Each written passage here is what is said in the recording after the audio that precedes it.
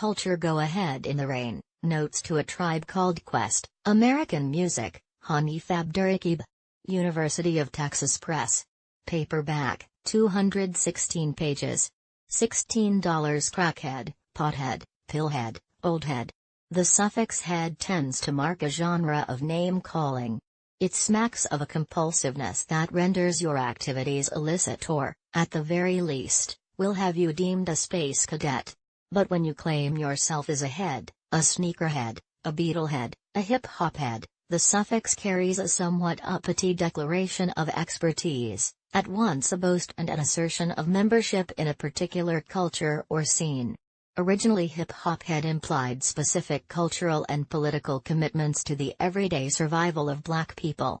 But due to the ways the U.S. music scene was influenced by gentrification and appropriation, evacuating hip-hop's devotion to black culture and transforming rap into an industry synonymous with popular culture, the term now mostly denotes an attachment to the music of a particular period. In Go Ahead in the Rain, Notes to a Tribe Called Quest, the poet and cultural critic Hanif Abdurraqib looks back to this period, the golden age of hip-hop from the mid-1980s to the early 90s, when he discovered the music of A Tribe Called Quest as a teenager in Columbus, Ohio, and got his whoosh of brotherly sincerity, radical play, and Afrocentric politics.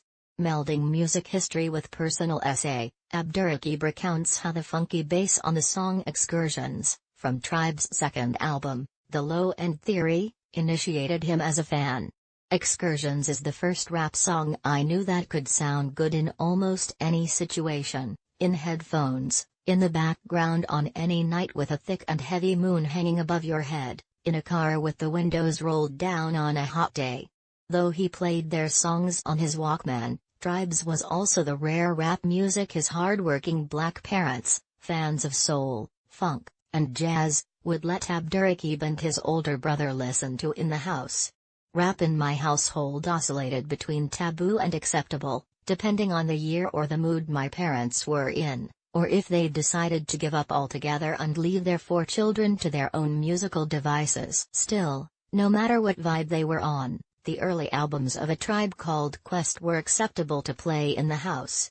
A risk of this kind of project is the nostalgia of the longtime fan. Wasn't everything better back then? But Abdurraqib subjects the backward-looking myths that have sprung up around the group to critical scrutiny. Was it Tribe's jazz genealogy that gave them a warm and vital sound that was acceptable to play at home as a child?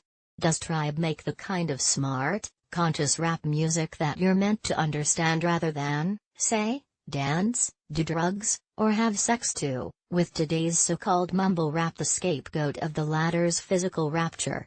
Tracing the long career of the rap group, he admits that Tribe became a staple around the discussion about what real hip-hop was.